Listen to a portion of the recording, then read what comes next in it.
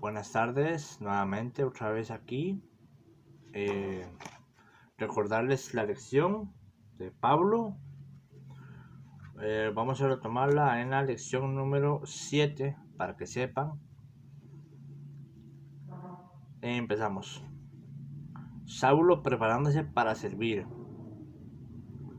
Le hace Hechos 22, 10, 11. ¿Qué haré, Señor? Levántate y sigue tu camino a Damasco. Llegué a Damasco. Retomemos que Saulo fue detenido por el Señor en el desierto de Damasco, antes de entrar a la ciudad. Él iba a apresar a los cristianos que estaban en Damasco. El Señor lo detuvo y lo dejó ciego. Ahora vamos a retomar a ver qué es lo que va a pasar a Saulo y qué es el paso a seguir. Saulo está dispuesto a aceptar la primera condición y dar el primer paso. Había visto a Jesús y sabía que podía confiar en él, aunque no podía saber cuál sería el resultado. Él ya no se avergonzaba de la cruz, pues conocía su poder. Un hombre del valor y carácter de Pablo jamás hubiera podido serle fiel a uno que fuera débil.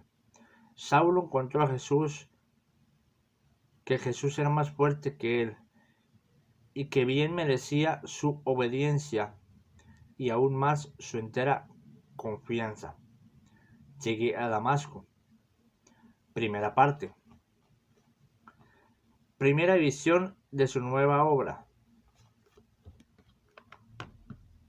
Permisos que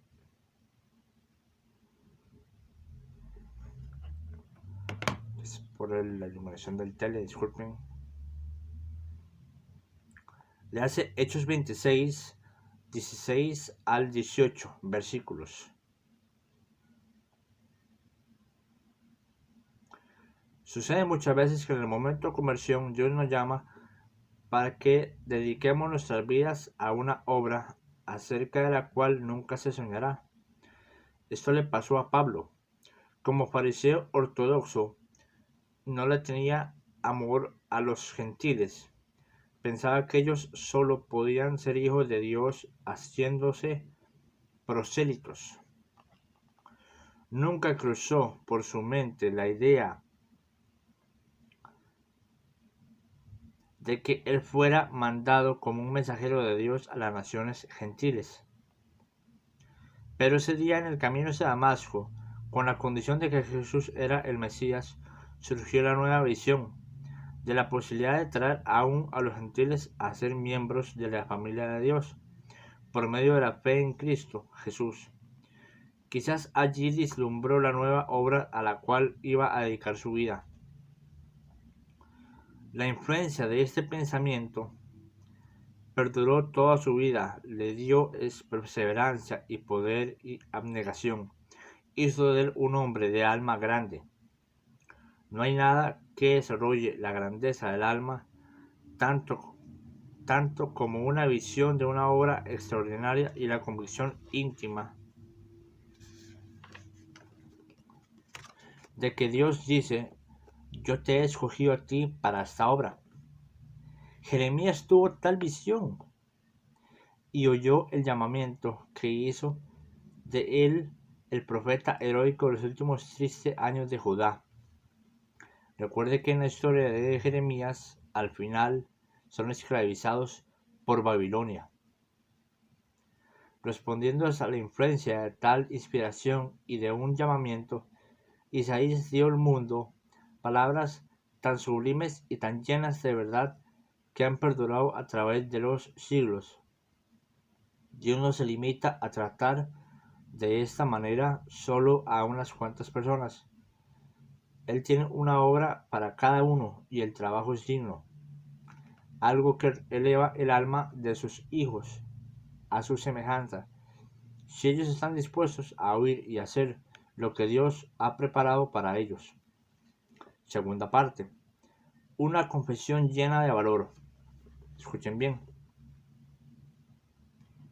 Saulo probablemente salió de la casa de la calle estrecha para ser el huésped de algún nazareno, quizás Ananías. Probablemente Ananías lo presentó a los otros discípulos que vivían en Damasco y les explicó el gran y maravilloso camino operado en este hombre fuerte. Le hace Hechos 9, del 19 al 22. ¿Dónde estaban ahora los compañeros de Saulo? ¿Qué hizo con las cartas de autoridad del sumo sacerdote de Jerusalén? No lo sabemos. Pero sí tenemos noticias de lo primero que quiso hacer. Y esto fue decirle a los judíos en Damasco que había encontrado al Salvador y tratar de persuadirlos a que ellos lo aceptaran y lo amaran. Así es que inmediatamente él se dirige a la sinagoga, donde su fama de rabí distinguido de Jerusalén atraería una concurrencia grande, y empezó a predicar que Jesús era el Hijo de Dios. Fue un hecho lleno de valor, es verdad, pero también de gran peligro. Demostró la gran sinceridad de la conversión de Saulo. Es cierto, y también lo más natural, que todo aquel que acepte a Jesús como su Salvador quiere hablar de él a los demás. Dice Jesús: ni se enciende una lámpara y se pone debajo del almud, sino sobre el candelero, y alumbra a todos los que están en la casa. Saulo colocó su nueva luz tan alto como pudo, tan alto que todo judío que vivía en Damasco podía contemplarla y sentir su influencia. Saulo sabía muy bien que al convertirse en un cristiano, su vida cambiada le causaría desavenencias, pérdidas y peligros. Él sabía que al aceptar a Cristo tenía que despedirse de todos sus llamados amigos. Él tenía que saber la actitud que su padre asumiría al hacerse él un seguidor de Jesús. Quizás se estremecería al pensar en el recibimiento que le harían al llegar a su casa, a su hogar. Él sabía que este paso le causaría la pérdida de poder y prominencia entre su propio pueblo. Su ambición había sido la de ser un jefe en la iglesia judaica. Había progresado notablemente en esta dirección. Los puestos más altos estaban ya a su alcance.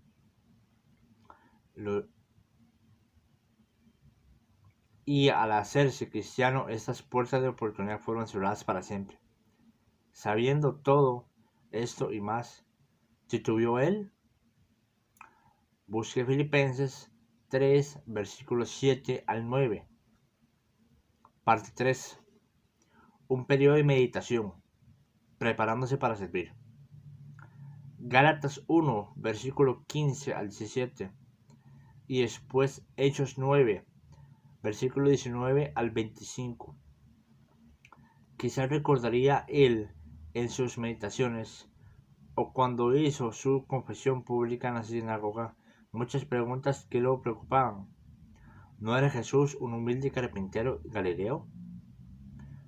¿Cómo podría él probar que él era el Mesías? ¿No quebrantaba él alguna de las leyes? ¿No fue condenado a muerte públicamente y colgado en una cruz por los romanos? ¿Era este el Salvador prometido en las Escrituras? Aunque Saulo estaba personalmente convencido de que Jesús era el Mesías, no estaba listo para contestar todas estas preguntas.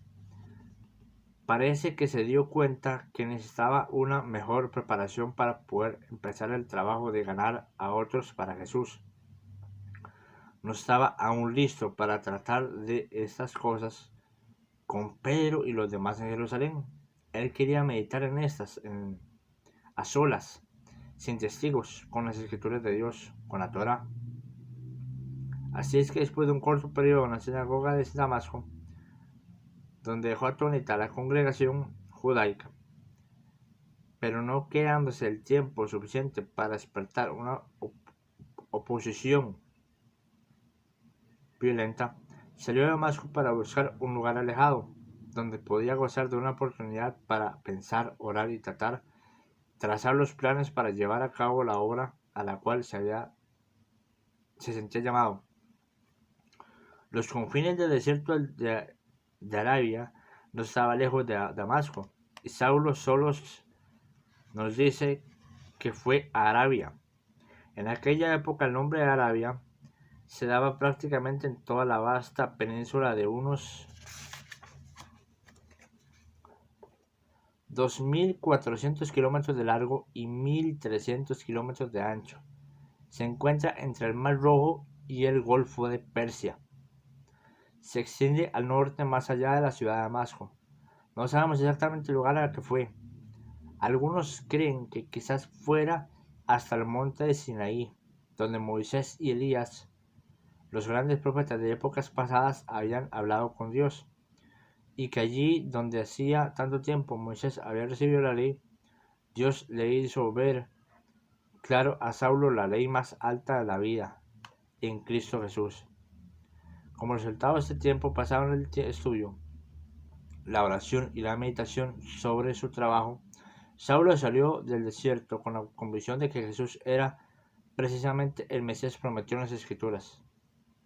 Su reino no se ganaría por medio de guerras, persecuciones o derramamiento de sangre, sino que su reino estaba en los corazones de los hombres que rendían obediencia y amor a Jesús como su Señor. Su nacimiento en Belén, su vida humilde, su rechazamiento por su propio pueblo, su muerte por nosotros, todo fue profetizado. A Saulo le causaría extrañeza el hecho de que al leer en las Escrituras no hubiera visto en cada página que este era el Hijo de Dios. Cuarta parte. Tratando de deshacer el mal que él había hecho. Ya vamos a terminar. Falta poco. Causa admiración que Saulo quisiera volver a su propio pueblo, en la sinagoga de Damasco y más tarde a la de Jerusalén. Si Dios le había llamado a predicar a los gentiles, ¿por qué no fue enseguida a una ciudad o pueblo donde no tuviera la oposición de los judíos y así limitarse solamente a los gentiles? Muchos que han estudiado la vida de Pablo con cuidado creen que él volvió a su propio pueblo para tratar de deshacer en todo lo que le fuere posible el mal que él había hecho. Había perseguido a los cristianos y les había enseñado que Jesús era un impostor. Él sentía ahora que tenía que dar fe por Cristo en las ciudades donde él había perseguido a los cristianos y los había hecho blasfemar. Muy pronto después de su llegada, empezó a notar en el semblante de sus congregaciones miradas llenas de ira, las mismas que Esteban había visto en la sinagoga de Jerusalén. Quizás sería que sus predicaciones estaban ganando a otros para Jesús, y este hecho hiciera que los jefes de la sinagoga se tornaran contra él. Sea cual fuera la causa, 3 años después de su conversión trataron de asesinarlo. No le costó trabajo persuadir al gobernador de Damasco, puesto allí por Aretas, rey de Arabia, de que Saulo era un perturbador de la paz y merecía el castigo. Pusieron guardias día y noche en todas las puertas de la ciudad para matar a Saulo si tratase de huir. De algún modo él se opuso a ese complot. Él ahora tenía a su alrededor una banda de discípulos, y estos hermanos cristianos buscaron una manera de salvar a su jefe.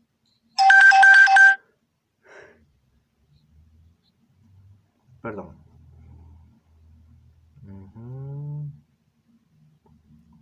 Algunas de las casas de Damasco se construían cerca de los muros de la ciudad. En una de estas casas vivía una familia cristiana, o por lo menos simpatizadores del movimiento. Saulo fue traído secretamente a esta casa y en la oscuridad de la noche sus discípulos lo bajaron por una ventana que daba sobre el muro de la ciudad. Hechos 9, 22 al 25 y 2 Corintios 11, 32 y 33.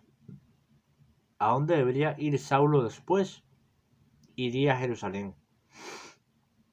Él había perseguido a los seguidores de Cristo en Jerusalén y él predicaría donde había perseguido. Si Saulo hubiera pensado en su seguridad personal, ciertamente no habría ido a Jerusalén. Era 10 veces más peligroso para él allí que en Damasco. Él sabía que los sacerdotes y los fariseos lo mirarían como un traidor a la nación y un apóstata de la fe de sus padres. Él sabía que ellos estarían más dispuestos a darle muerte que lo que estaban para matar a muchos cristianos que él había visto condenado ante el Sanedrín y llevados a ser ejecutados, pero no titubeó. Qué distinto este viaje de regreso a Jerusalén. No tenía escolta militar, no tenía animales cargados, ni cartas de las autoridades, ni siquiera una mula para montar. Solo, sin protección, con amenaza de muerte por detrás y la persecución por delante. Sin embargo, ese corazón que había luchado tan ferozmente en el viaje anterior gozaba ahora y tenía la paz de Jesús el Señor. Ahora su conciencia no estaba dividida, era uno solo en propósito.